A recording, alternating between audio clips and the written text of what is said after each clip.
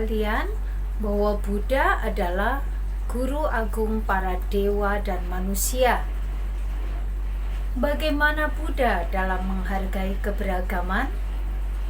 Bagaimana hubungan agama Buddha dan ragam budaya? Nilai-nilai apa yang telah Buddha ajarkan terkait dengan keragaman budaya?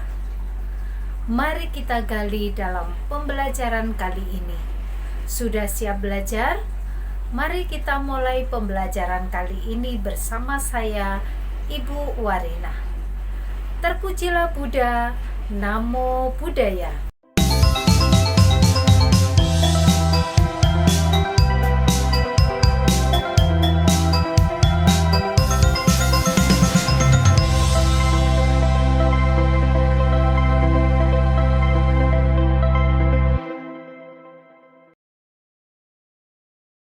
Anak-anak, bangsa Indonesia adalah negara kepulauan, sehingga memiliki aneka ragam budaya. Bentuk budaya dari setiap daerah merupakan sumber kekayaan bangsa yang dapat menarik wisatawan mancanegara.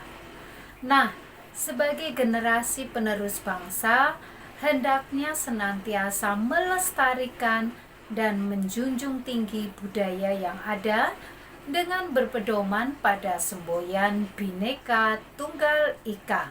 Sebelum membahas ragam budaya agama Buddha, Ibu mau tanya, siapa sebenarnya pendiri agama Buddha? Pendiri agama Buddha adalah Buddha Gautama. Buddha adalah orang yang telah mencapai penerangan sempurna. Buddha adalah guru para dewa dan manusia.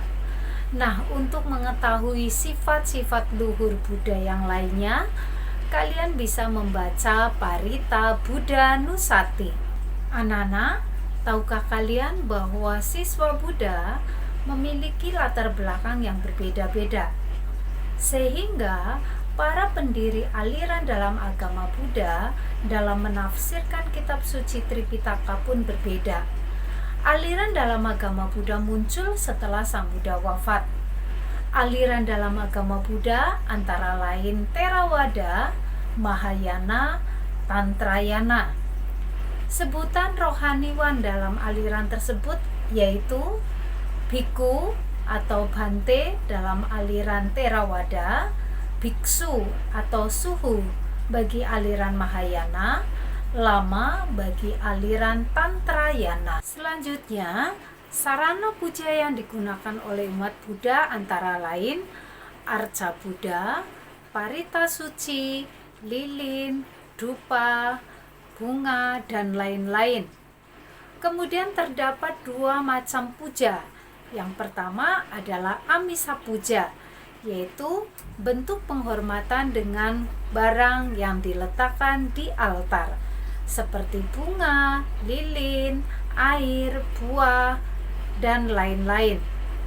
Yang kedua adalah pati-pati puja, yaitu bentuk penghormatan dengan menjalankan ajaran Buddha, seperti menjalankan sila, bermeditasi, berdana, dan lain-lain.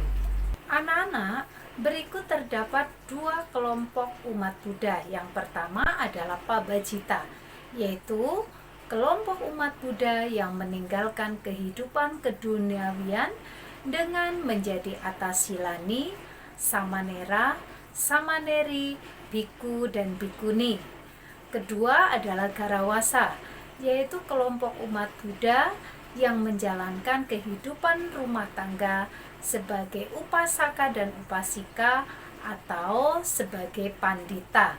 Demikian juga peristiwa yang berhubungan dengan riwayat Buddha Gautama diperingati dalam hari raya Waisak, Asada, Katina, dan Magha Puja. Kemudian terdapat beberapa jenis tempat ibadah agama Buddha berdasarkan sarana dan prasarananya. Yang pertama adalah Cetya.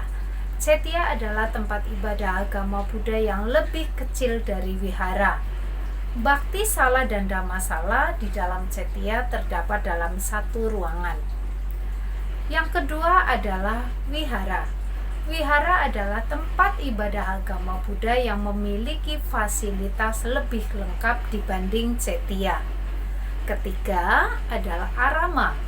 Arama adalah tempat ibadah agama Buddha yang lebih besar dan fasilitasnya lebih lengkap dibandingkan wihara. Nah, selain cetia, wihara dan arama, umat Buddha bisa melakukan puja bakti di candi. Yang menarik, meskipun terdapat beberapa aliran di dalam agama Buddha dan terdapat berbagai macam ragam budaya, namun semua berpedoman pada kitab suci Tripitaka. Selanjutnya, bagaimana hubungan agama Buddha dengan ragam budaya di Indonesia?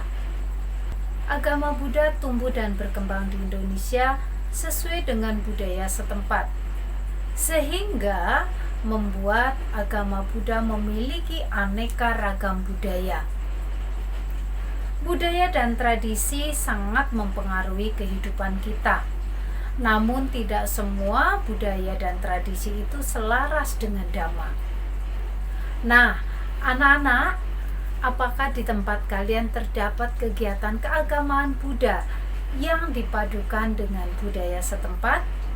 Jika ada, coba tulis dan ceritakan dalam buku tulis kalian.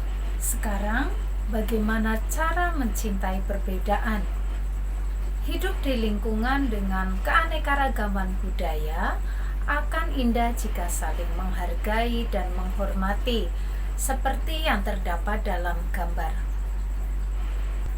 Dalam Upakilesa Sutta dijelaskan hidup dalam kerukunan, saling menghargai, tanpa perselisihan bagaikan susu yang bercampur air. Ini merupakan nilai-nilai yang telah Buddha ajarkan terkait dengan keragaman budaya. Bangsa Indonesia mengakui 6 agama secara resmi, yaitu Islam, Kristen, Katolik, Hindu, Buddha, dan Konghucu. Untuk mewujudkan persatuan Indonesia, sikap toleransi dan tenggang rasa perlu dikembangkan. Kerukunan perlu dijaga dengan berpedoman pada tri kerukunan umat beragama, yaitu kerukunan intern umat beragama, kerukunan antar umat beragama, dan kerukunan umat beragama dengan pemerintah. Berikut ini merupakan wujud sikap bijaksana dan terbuka terhadap keragaman budaya di lingkungan sosial. Pertama, memberikan kebebasan kepada orang lain untuk menjalankan ibadah sesuai dengan agama dan kepercayaannya masing-masing. 2. Tolong-menolong antar warga masyarakat. 3. Menghargai budaya yang ada. 4. Tidak membeda-bedakan tetangga. 5. Saling mengunjungi dan memberi ucapan selamat hari raya antar warga masyarakat. Demikian pembelajaran tentang agama Buddha dan ragam budaya. Simpulan pada pembelajaran kali ini: 1. Meneladan Guru Agung Buddha Gotama dalam menerima keragaman budaya. 2. Menanamkan rasa bangga sebagai warga negara Indonesia yang memiliki keragaman budaya. 3. Berpedoman pada semboyan Bhinneka Tunggal Ika. 4. Toleransi dan tenggang rasa terhadap sesama perlu ditanamkan sejak dini. Nah, kalian sudah paham tentang materi kali ini? Jika belum, silakan baca kembali materi dan tonton ulang videonya. Selanjutnya, kerjakan aktivitas latihan dan penilaian. Tetap semangat anak-anak. Jika penugasan sudah selesai, silakan baca materi dan tonton video berikutnya. Terima kasih anak-anak atas perhatiannya. Semoga semua makhluk hidup berbahagia. Sadhu, sadhu, sadhu. Terpujilah Buddha. Namo Buddhaya.